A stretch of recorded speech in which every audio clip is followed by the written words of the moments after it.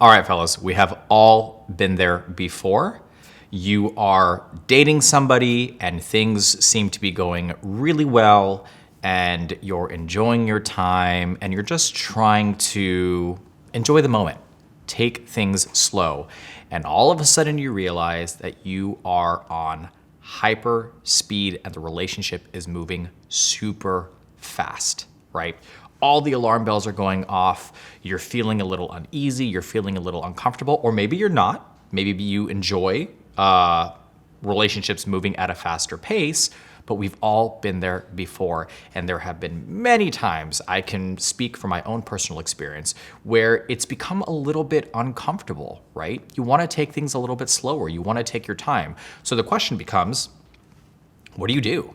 What do you do in a situation like that? If that is something that you have experienced, if that is something that you are currently going through, let's talk about it.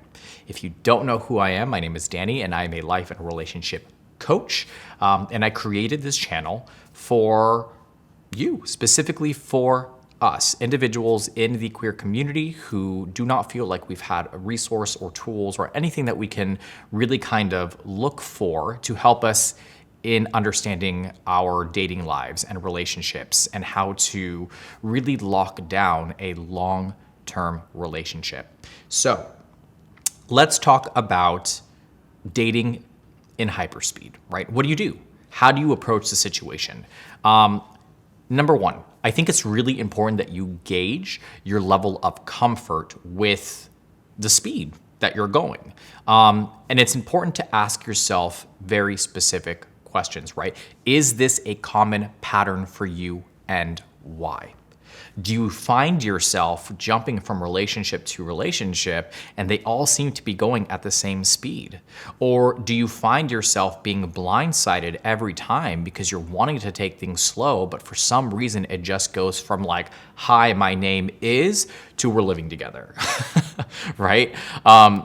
The desire to move quickly can be linked to the need to feel secure, right? To feel safe, to feel normal, to have a normal life.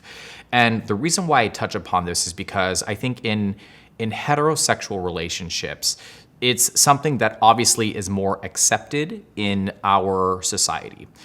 I think we've made a lot of progress. I think there has been a lot of legislation and a lot of good things that have come over the past years when it comes to the acceptance of same-sex relationships. But are we all the way there yet? No. Is there a level of acceptance that we would want? No. Is there still discrimination? Yes. And so as a same-sex couple or as a individual who identifies as somebody who likes the same sex, we crave a feeling of normalcy, right? And what we have grown up seeing is heterosexual relationships and being in a relationship where people are living together and they're contributing and there's a partnership and all those types of things. And we want to emulate that.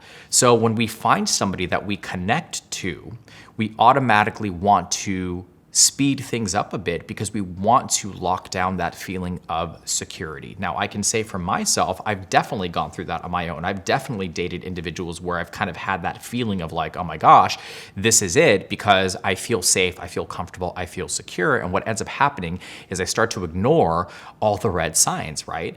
And or the red flags. And when you ignore those flags, you start to kind of get into dangerous territory. So for me, the second thing here, right, is slow down. There's no need to rush into anything. It's okay to take your time. Not taking your time can actually result in you ignoring the red flags, like I said before, that would be more obvious if you weren't rushing the dating process. Now, I think this is dependent on your personality, what it is you're looking for, what stage you're at in your life. Maybe you're somebody who has already been dating for quite some time. You're a little bit older and you're just looking for commitment, you're looking for something serious, so you don't feel the need to play the games and go through the bullshit of dating and doing all of that stuff. You're very clear on what your needs, your expectations are, and you know what you want. And in that case, then I completely understand not wanting to take your time or not wanting to take things slow. But taking things slow is also a matter of interpretation, right? What do you consider to be slow? For some people, 2 months might be slow, and for others, 6 months might be slow. For others, it might be a week. So really sitting down and asking yourself the question of, what does taking it slow mean to me? And then that takes me to my third point, which is communicating. Communicating that with the individual that you are dating. So often I find that we struggle with communication. And maybe this is something that you can relate to, right? As an individual growing up, bisexual and liking same-sex individuals and all of that stuff, for me, it was hard for me to communicate my needs, my desires, my expectations, because there was almost this underlying level of shame and feeling like my voice didn't matter, or that if I actually spoke my mind and expressed the things that made me who I am, I would be rejected. And so we struggle to be vulnerable. We struggle to communicate. We struggle to be very clear on our wants and our desires because we fear rejection. That may not be the case for everybody. Maybe you're an individual who has worked through that. You've unpacked that. You've done the shadow work, and you're in a place now mentally and emotionally where you don't have a problem communicating your needs and your expectations. And if that's you, congratulations. That's amazing. I commend you, because that's a very difficult process for many people. If you're not there quite yet, then it's very important to do that work, to accept the fact that you have value and that your words are important. The way in which you feel is very important. Setting boundaries is incredibly important. I can't tell you how many clients and people that I've worked with that have difficulty setting boundaries because of the fear of rejection.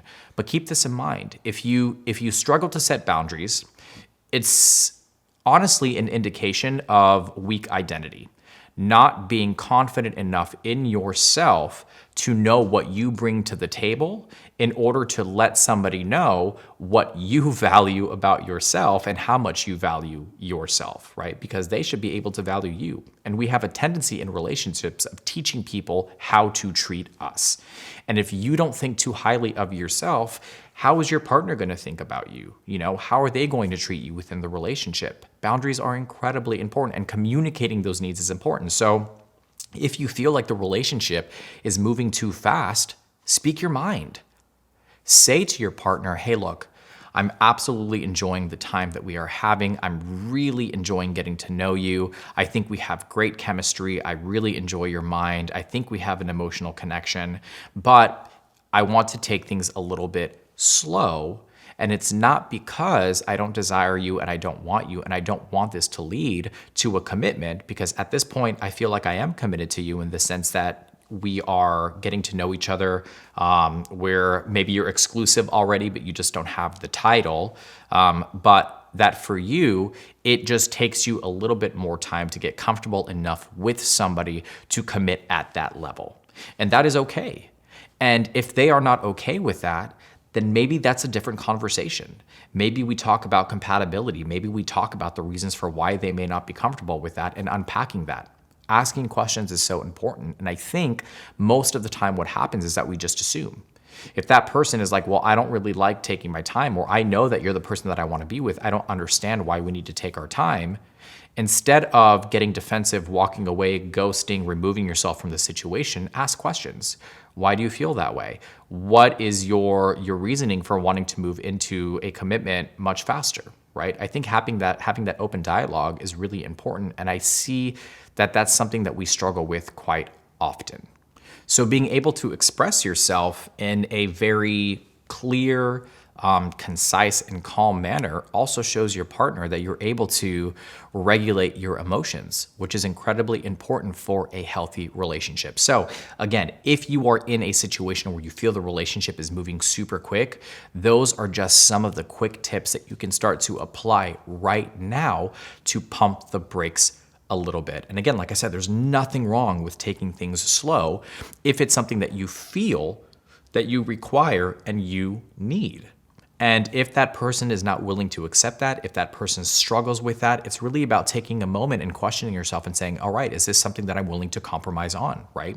Does this person bring to the table all the things that you are looking for in a relationship? You're just nervous about jumping into it because there's a fear of getting hurt. And if that is the case and you are afraid of getting hurt, that's some work that you have to do on yourself, right? That's a moment that you have to take with yourself and say, okay, all of these things are great. I'm just scared of getting hurt.